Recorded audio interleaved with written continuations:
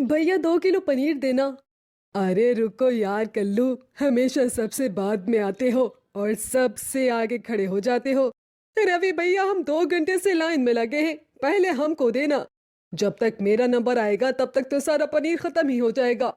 अरे तो पहले आना चाहिए था ना तुमको। अरे आप लोग लड़ो मत, आप सबको पनीर मिलेगा। भाई शांति से खड़े रहिए बस। रवि सबको पनीर देने लगा। धीरे धीरे शाम हो गई। रवि के घर के बाहर हर वक्त भीड़ लगी रहती थी, क्योंकि उसने 5 गायें पाल रखी थी और वो गाय के शुद्ध दूध का शुद्ध पनीर बेचता था। वो और उसकी पत्नी पारवी गाय की खूब सेवा किया करते थे। दोनों सारा पनीर बेचने के बाद अपने गायों के पास बैठे थे। हमारी गायें इस गांव में सबसे खूबसूरत दिखती हैं। तुम दिन रात इनकी इतनी सेवा करती रहती हो तो सुंदर तो दिखेंगी ही। दोनों अभी बात कर ही रहे थे कि इनके पास एक ग्राहक आया। भाई साहब, मैं शहर से आया हूँ। मैंने सुना है कि आप गाय का शुद्ध पनीर बेचते हैं। हाँ हाँ, सही सुना है। ये देखिए, गाय आपके सामने ही तो खड़ी है। हाँ हाँ, बड़ी तगड़ी गाय है आपकी। अच्छा भाई साहब, मुझे 5 किलो पनीर तो दे दो।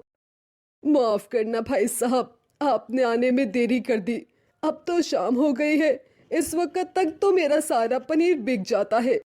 भाई साहब, मैं बहुत दूर से आया हूँ, माफ कीजिएगा। मैं गाय से जबरदस्ती दूध निकाल कर तो पनीर नहीं बना सकता ना।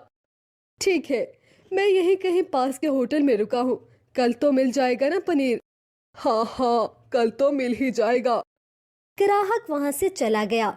इधर दोनों पति पत्नी घर के अंदर आ गए।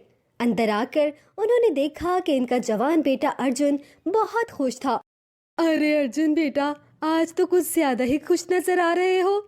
माँ पापा, मैं बहुत अच्छे नंबर से पास हुआ हूँ। इतने नंबरों की तो मुझे उम्मीद ही नहीं थी। पारवी, ये तो खुशी की बात है। कल ही पंडित जी को बुलाकर एक अच्छी लड़की देखकर इसका ब्याह कर देते हैं। इस फर्ज से तो हम आजाद हो जाएंगे। अपनी शादी की बात सुनकर अर्जुन के मन में लड्डू फूटने लगे। अगले दिन रवि गांव के ही पंडित जी को बुला लाया। दोनों बात कर ही रहे थे कि तभी वहां वही ग्राहक आ गया जो कि शहर से आया था।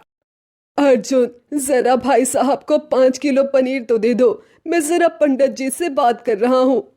अर्जुन ने शहरी ग्राहक को पनीर दिया। उधर रवि ने पंडित से बात की। पंडित जी ने कुछ दिन के बाद ही लड़की वालों से मिला दिया। अर्जुन को लड़की पसंद आ गई। एक ही महीने में अर्जुन की शादी नेहा से हो गई। सुहाग रात वाली रात। अर्जुन, इस घर में तो चारों तरफ दूध और पनीर की ही महक आया करती है। तुम भी तो पनीर का टुकड़ा लग रही हो। अगली सुबह नेहा सोकर उठी तो बाहर ग्राहकों की लाइन लगी थी। सुनिए जी, आपके माँ बाप ही पूरा कारोबार देखते हैं, क्या आप कुछ भी नहीं करते? नहीं, मैं भी इनकी मदद कर देता हूँ कभी कभी। अब तो सारा कारोबार तुम्हें अपने हाथ में ले लेना चाहिए। और सुनो, मेरे पास एक जबरदस्त प्लान है। इस पनीर के कारोबार से हम करोड़पति बन सकते हैं।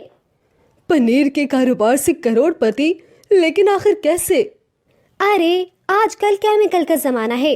मिल्क पाउडर में पानी और केमिकल मिलाकर हम ढेर सारा पनीर बना लेंगे। गाय की भी जरूरत नहीं पड़ेगी। गाय पल्ले में भी तो खर्च होता ही है, वो पूरा बचेगा। लागत कम और कमाई ज्यादा। हाँ, बात तो तुमने सही कही। मैं आज ही पिताजी से बात करता हूँ। शाम को जब अर्जुन के पिताजी फ्री हो गए तब अर्जुन अकेले में जाकर तबेले पर इनसे बात करने लगा। पिताजी, अब आप आराम करो और ये पूरा कारोबार मेरे हवाले कर दो। फिर देखना इस कारोबार को कहां से कहां पहुंचा देता हूँ। आप इतने सालों से यही काम कर रहे हैं पर करोड़पति नहीं बन पाए।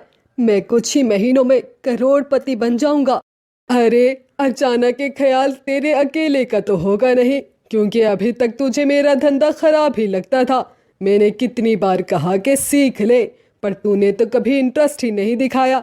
अब अचानक पता नहीं कौन सी खुराफात किसने भर दी, चला आया 1 महीने में करोड़पति बनने। हाँ। रवि ने अर्जुन के हवाले अपना व्यापार नहीं सौंपा। उसकी बीवी बहुत गुस्सा हुई। वो दोनों रवि और पारवी की मदद किया करते थे और कुछ नहीं करते थे। ऐसे ही दिन बीतते चले गए और एक दिन अर्जुन, मैं और तुम्हारी माँ 2 हफ्ते के लिए बाहर जा रहे हैं। साले साहब की जरा तबीयत खराब है, उन्हें देखने जाना है। अपने गायों का ख्याल रखना। बहू, जो भी पनीर लेने आए उससे बड़े ही प्यार से पनीर देना। इसकी तो आप फिक्र ही मत कीजिए सासू माँ, हम दोनों सब संभाल लेंगे। आप अपने भाई को देख कर आइए बस। तो इस तरह रवि उधर अपनी पत्नी के साथ बाहर चला गया। अब नेहा और अर्जुन मिलकर योजना बनाने लगे। अब हम आजाद हैं, ऐसा करो जल्दी से ये 5 गायें बेच दो। इसके बाद बाजार से केमिकल ले आओ। जब तक सासू माँ और ससुर जी वापस आएंगे तब तक तो हम करोड़पति बन चुके होंगे। क्या बात है नेहा, मैं बस अभी गाय बेचने का इंतजाम करता हूँ। अर्जुन ने 5 गायें शाम तक बेच डाली और जो पैसे मिले उनसे केमिकल और मिल्क पाउडर ले आया। रात भर दोनों ने मिलकर पनीर बनाया और अच्छे से उसकी पैकिंग की। देखा, गाय पालने और उन्हें चारा खिलाने में इतना खर्चा हो जाता है, इसीलिए तो हम करोड़पति नहीं बन पा रहे थे। अब सुनो, एक और प्लान है मेरे पास जिससे हम जल्द से जल्द करोड़पति बन जाएंगे। अरे तो जल्दी बोलो ना, कल से ही नया पनीर बेचना चालू करना है। अरे मेरा प्लान तो सुनो पहले, बहुत बोलते हो तुम। हम पनीर की कीमत बाकी व्यापारियों से आधी कर देते हैं, जिससे सारे लोग सिर्फ हमसे ही पनीर खरीदेंगे। वैसे भी हमारा तो कोई घाटा है ही नहीं, पनीर बनाने में हमारा ज्यादा खर्चा तो होता नहीं। नेहा के प्लान के मुताबिक अर्जुन ने अचानक पनीर का रेट आधा कर दिया, जिससे अब इनके घर के बाहर भीड़ दुगनी लगने लगी। लोग पनीर लेने के लिए पहले से भी ज्यादा पागल हो रहे थे। तो इस तरह अब दोनों खूब कमाने लगे। पूरा गांव अब हर रोज पनीर की सब्जी खाने लगे, क्योंकि पनीर सब्जी से भी सस्ता पड़ रहा था। रात में नेहा, तुम्हारा आइडिया तो काम कर गया। अगर ऐसा ही चलता रहा तो कुछ ही दिनों में हम करोड़पति बन जाएंगे। हाँ, बनने ही वाले हैं राजा जी। लेकिन कुछ ही दिनों में गांव वालों के पेट में भयंकर दर्द उठा। डॉक्टर को बुलाया गया। अगले दिन जब रिपोर्ट आई तो डॉक्टर हैरान हो गया। आप लोग दिन रात पनीर ही खाया करते हो क्या? आप सबके पेट के अंदर केमिकल वाला पनीर है। जहाँ से भी आप लोग पनीर खरीदते हो बंद कर दो, वरना जान गंवा दोगे। ये सुनकर गांव वालों का गुस्सा 7वें आसमान पर चढ़ गया। डॉक्टर वहाँ से चला गया। अरे भाइयों, चलो गांव वालों, उस अर्जुन के बच्चे ने हमें केमिकल वाला पनीर खिलाया है, हमारी जान के साथ खिलवाड़ किया है, हम नहीं छोड़ेंगे उसको। सही कहा, चलो लोगों, सब चलो। सभी लोग अर्जुन को मारने के लिए निकल पड़े। रास्ते में ही उन्हें अर्जुन मिल गया। अरे वो रहा अर्जुन, उसी ने हमें केमिकल वाला पनीर खिलाया है, मारो उसे, मारो। अरे बाप रे, इन्हें तो पता चल गया। भाग ले बेटा अर्जुन। अर्जुन भागने लगा। गांव वाले उसे दौड़ाते रहे। भागते भागते अर्जुन अचानक अपने माँ बाप से टकरा गया। पिताजी, पिताजी, मुझे बचा लीजिए, मुझे बचा लीजिए। अरे रवि भैया, आपके बेटे ने हम गांव वालों को केमिकल वाला पनीर खिलाकर बीमार कर दिया है, हम इसे बिल्कुल नहीं छोड़ेंगे। अरे कमबख्त अर्जुन, इसीलिए मैं अपना धंधा तेरे हवाले नहीं कर रहा था। आजकल के लोंडे आसान रास्ता ढूंढते हैं पैसा कमाने का। गांव वालों, इसे माफ कर दो। अब मैं आ गया हूँ, फिर से आपको गाय का शुद्ध पनीर ही मिलेगा। और हाँ, आप लोग फिक्र मत करो, आप सबके इलाज का खर्चा मैं खुद उठाऊंगा। अर्जुन ने फिर सभी गांव वालों से माफी मांगी। दोस्तों, सफलता का कोई शॉर्टकट नहीं। भरते का समोसा। रानी किचन से काम करके कमरे में आराम करने आती है। सुबह के 7 बजे मैंने इन्हें चाय दी थी। देखो तो जरा, कप अभी तक उधर ही पड़ा है। मजाल है कप उठाकर किचन में ही रख दी। मतलब एक काम नहीं करना चाहते ये। हाँ भाई, करेंगे भी कैसे? पत्नी के रूप में फ्री की नौकरानी जो मिल गई है इन्हें। क्या सोच रही हो रानी? कुछ भी नहीं। इतना कहकर रानी लेटने ही वाली थी कि उसका पति सुनील बोलता है। रानी, लेटने लगी हो क्या? हाँ, क्यों? मेरे लिए सेब तो काट लाओ, ऊपर काला नमक भी डाल देना। आपको मैं आराम करती हुई अच्छी नहीं लगती ना? थक के कमरे में आई हूँ कि 2 घड़ी आराम कर लूं, और आपकी फरमाइशें शुरू हो गई। हद करते हैं आप भी। इतना सा काम तो आप खुद भी कर सकते हो ना। मैंने तुम्हें आराम करने से कब मना किया भला? एक छोटा सा काम ही तो बोला था, पति का छोटा सा काम भी नहीं कर सकती हो क्या तुम? अच्छा, पति साहब मेरे लिए क्या करते हैं, बताइए तो जरा मुझे। अरे सारा हफ्ता तुम लोगों के लिए ही तो काम करता हूँ मैं, और किसके लिए कमाता हूँ? पता था मुझे, यही कहेंगे आप। बहुत बड़ा एहसान है जी आपका, आपसे तो बहस करना ही फजूल है। मैं भी अपना संडे बर्बाद नहीं करना चाहता तुमसे बहस करके, और कोई जरूरत नहीं है सेब लाने की, नहीं खाना मुझे अब। ना खाने के बजाय आप अगर ये कह देते कि मैं खुद फल काट लूंगा तो कितना अच्छा होता। इतना कहकर रानी मुंह बनाकर लेट जाती है।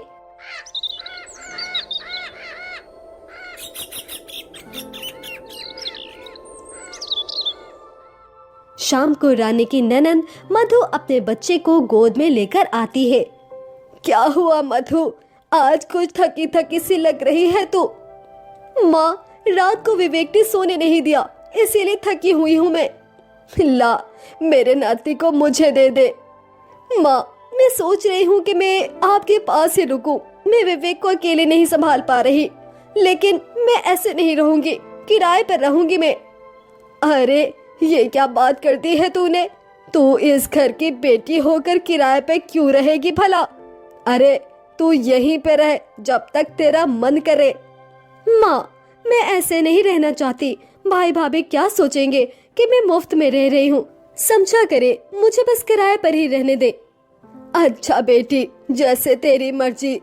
मधु का पति विदेश में काम करता था, वो घर में अकेली ही रहती थी, इसीलिए उसने सोचा कि अब से वो अपनी माँ के घर पर ही रहेगी। कुछ ही देर के बाद सुनील और उसके पिताजी समोसे लेकर आते हैं। ये लो बेटी, मैं तुम्हारे लिए चंदू समोसे वाले से समोसे लाया हूँ। हाँ पापा जी, लाइए। हाँ वाकई है, समोसे तो बहुत टेस्टी है। हाँ भाई, इसने तो 3 महीने में ही अपना नाम बना लिया है, आसपास के सभी लोग इसी से समोसे लेते हैं। फीलिंग भी बहुत अच्छी है और साथ चटनी तो कमाल की है। बहुत अरसे के बाद इतने मजे के समोसे खाए हैं मैंने। इस परिवार को चंदू समोसे बहुत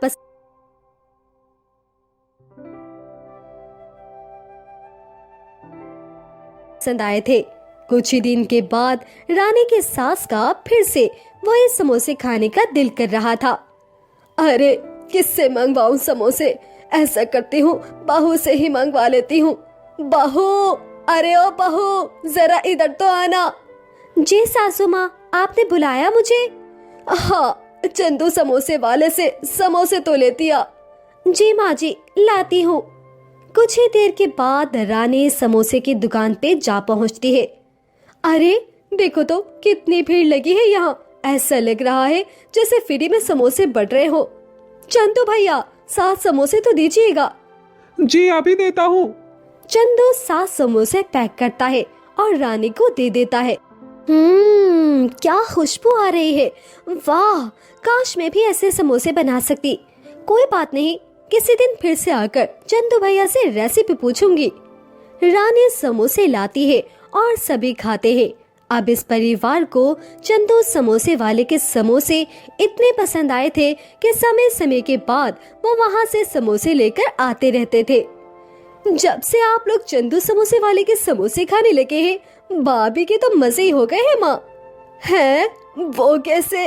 जब से भैया और पापा ने शाम की चाय के साथ समोसे लाने शुरू किए हैं ना, हमारा पेट तो ऐसे ही भर जाता है। रात का खाना खाते ही नहीं, और ऐसे भाभी को रात का खाना बनाना ही नहीं पड़ता। भाभी को ऐसे बहुत आराम मिल रहा है। माँ, देखा नहीं आपने भाभी कैसे खुश हो जाती है समोसे आने पर, कभी कहती ही नहीं कि आज रहने दो। माँ, आप ना घर में समोसे आना जरा कुछ कम करवाइए, पेट खराब हो जाएगा सबका, और खाली पेट बैठ के भाभी की आदतें भी बिगड़ जाएंगी। हाँ मधु, तू सही कह रही है। मैंने तो ऐसे सोचा ही नहीं था। हर टाइम निकम्मी घूमती रहती है ये।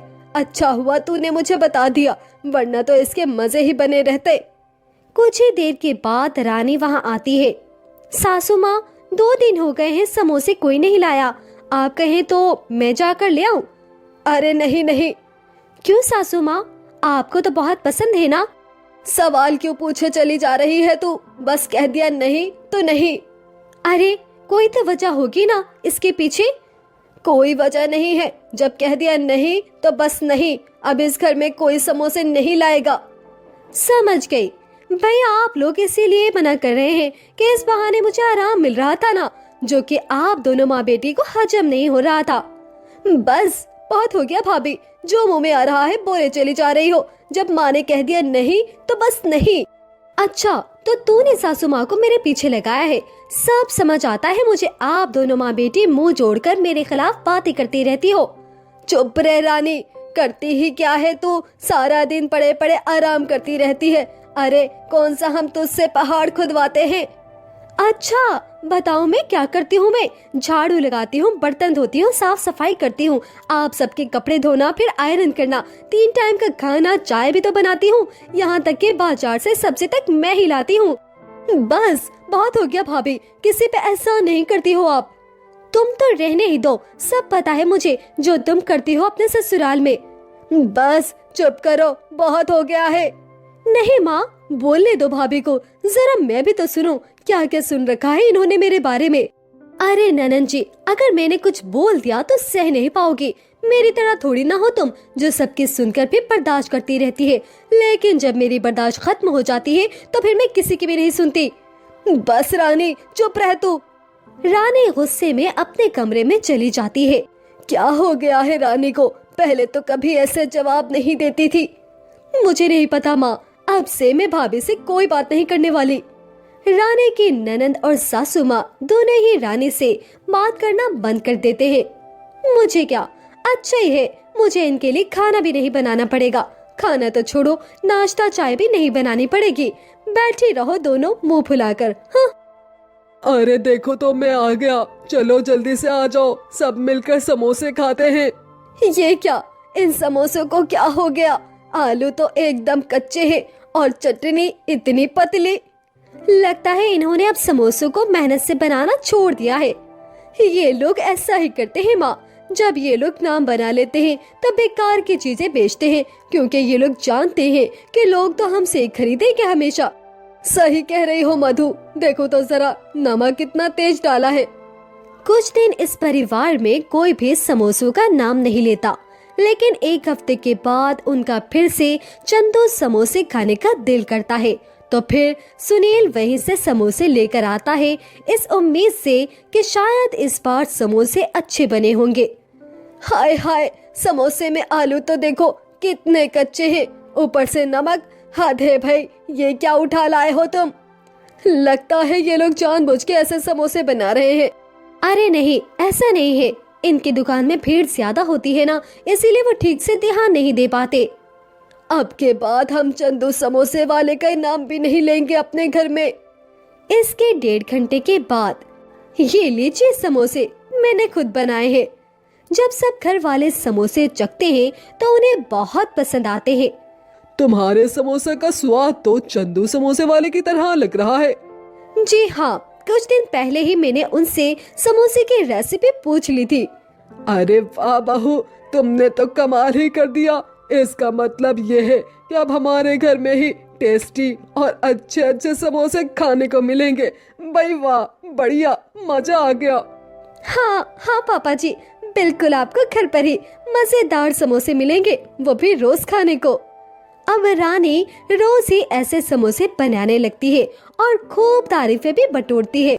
इसी बीच उसका समोसे में एक्सपेरिमेंट करने का मन करता है। आज तो मैं बनाऊंगी भरते का समोसा। इसके बाद रानी बैंगन और टमाटर लाती है और उसका भरता बना देती है। इसके बाद वो समोसे में इस भरते की फिलिंग करके तल देती है।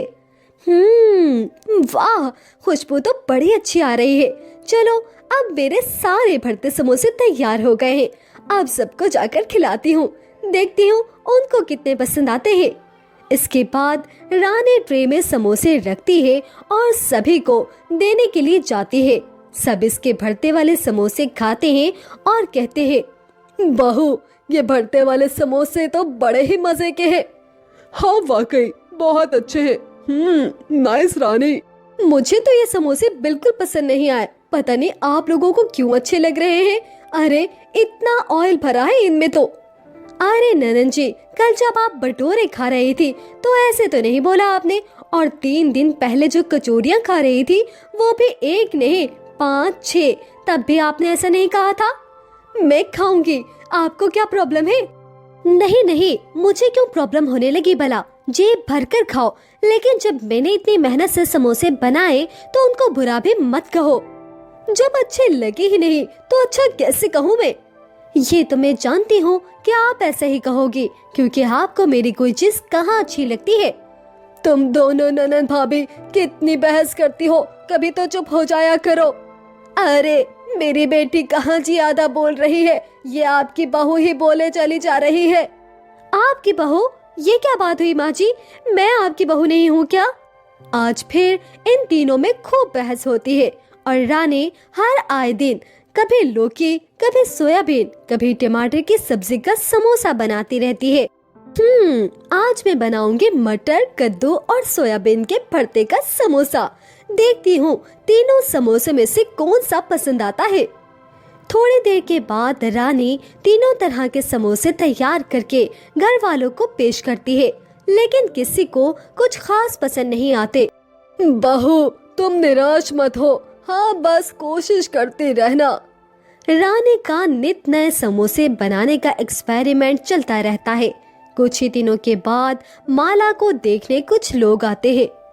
बहन जी, ये कुछ नए प्रकार के समोसे लग रहे हैं।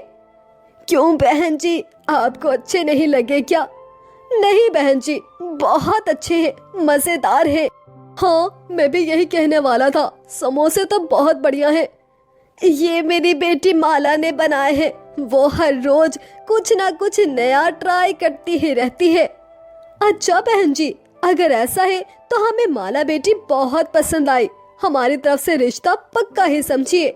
लड़के वालों की तरफ से हाँ होने के बाद रानी की सास मन ही मन में कहती है, बहू के समोसों की वजह से मेरी बेटी की खूब तारीफ हुई है।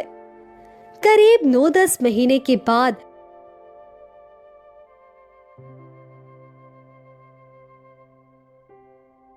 माला की शादी हो जाती है। ऐसे ही समय बीतता चला जाता है। मधु का बेटा 3 साल का हो जाता है और उन्हीं दिनों मधु का पति भी आया होता है। मम्मी मम्मी, क्या हुआ बेटा, क्यों रो रहे हो, क्या हो गया है? मम्मी लगता है इसकी तबीयत कुछ ठीक नहीं है। अच्छा बेटा, बस थोड़ा हौसला करो ना, डॉक्टर को बुलाता हूँ मैं।